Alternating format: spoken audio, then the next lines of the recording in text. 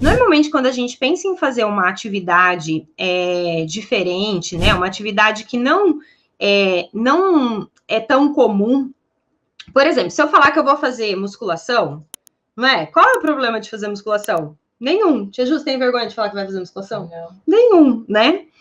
Mas quando a gente pensa numa atividade que não é tão comum no nosso meio social mesmo, nossos amigos, nossa família, a gente já visualiza, primeiro, como são as pessoas que fazem aquele tipo de atividade.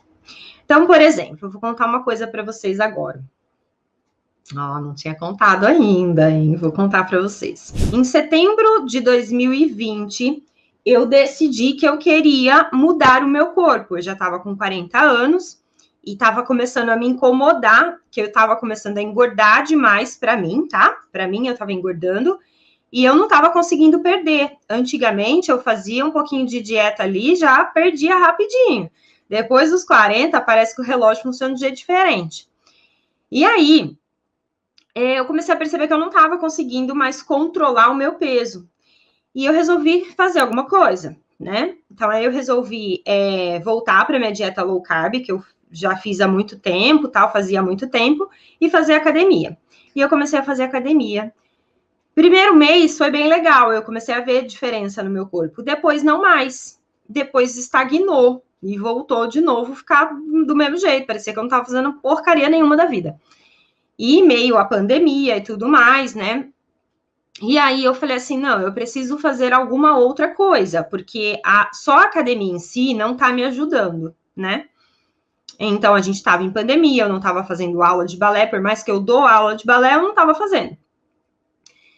E aí eu voltei a fazer uma aula de balé, senti muitas dores, né, no joelho, na coluna e tudo mais, por conta de realmente estar mais acima do peso.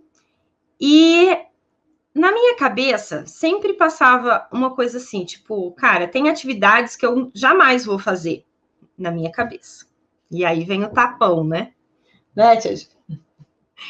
Aí, eu fui em novembro do ano passado, eu fui cortar meu cabelo. Eu fui numa cabeleireira que tem aqui perto, que eu já corto sempre com ela tal, e eu fui cortar meu cabelo. Quando eu cheguei lá, que eu olhei para ela, eu fiz assim, ó, meu Deus, o que é que você fez? Porque eu lembro do corpo dela um ano atrás, sabe? Porque eu corto cabelo uma vez por ano, né?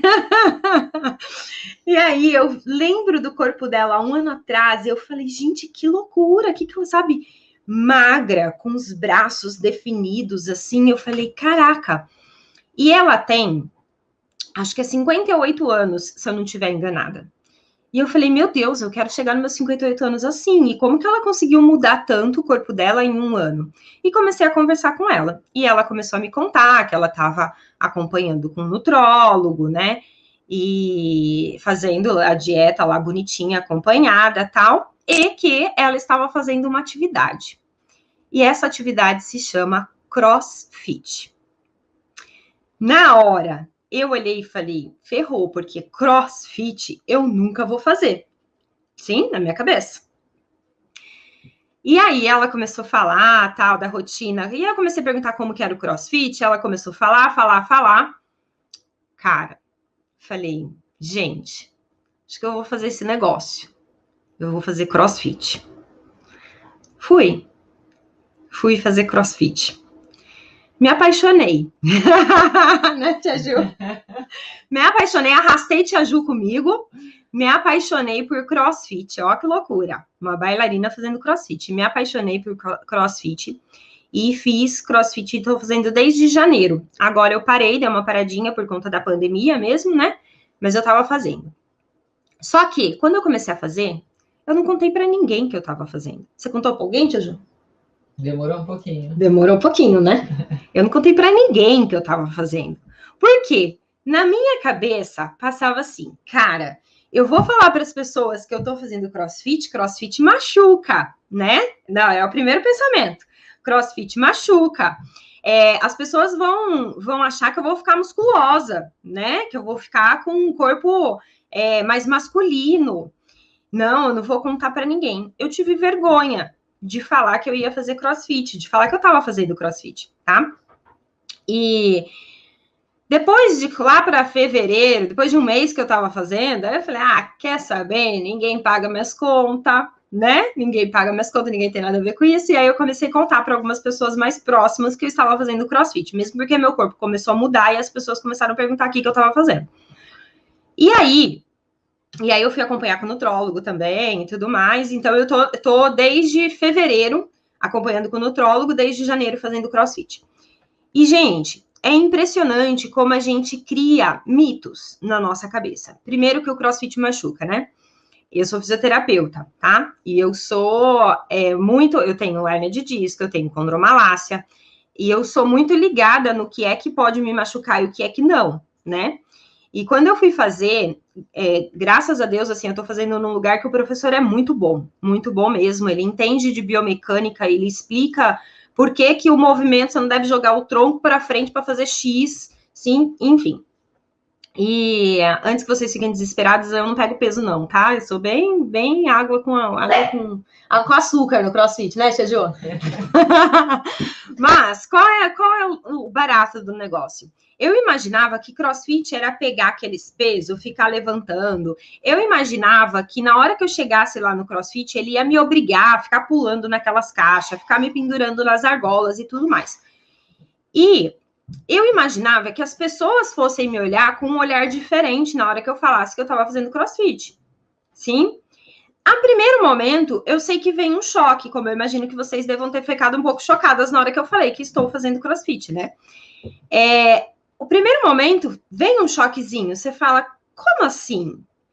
Mas aí, quando a gente começa a entender um pouco mais sobre aquele mundo, a gente vai tendo mais vontade até de contar para as pessoas que está fazendo algo diferente. Hoje, por exemplo, é uma atividade que tem me feito tão bem que eu acho que é legal as pessoas testarem em um local que realmente tem instrução, não é aquele local que tem, sei lá, 50 pessoas fazendo e não tem ninguém para te orientar, né? É diferente.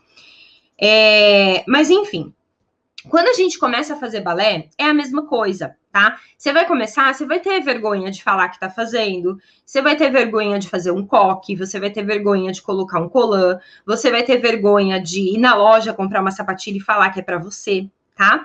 Quando essa vergonha começar a passar, as pessoas vão te olhar diferente, sim. Você vai chegar lá na loja e falar, então, eu queria uma sapatilha. Ah, que legal! Sua filha tem quantos anos? E aí você vai falar, não é para minha filha, é para mim. E aí a pessoa vai te olhar. Por quê? Aquilo para ela, no mundo daquela pessoa que está te julgando, tá? Não é comum. Então vem esse olhar.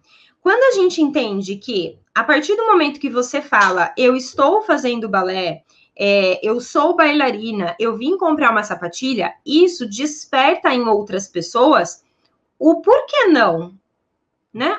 Por que não? Por que de repente não? E a gente começa a aumentar a gama de pessoas interessadas, tá?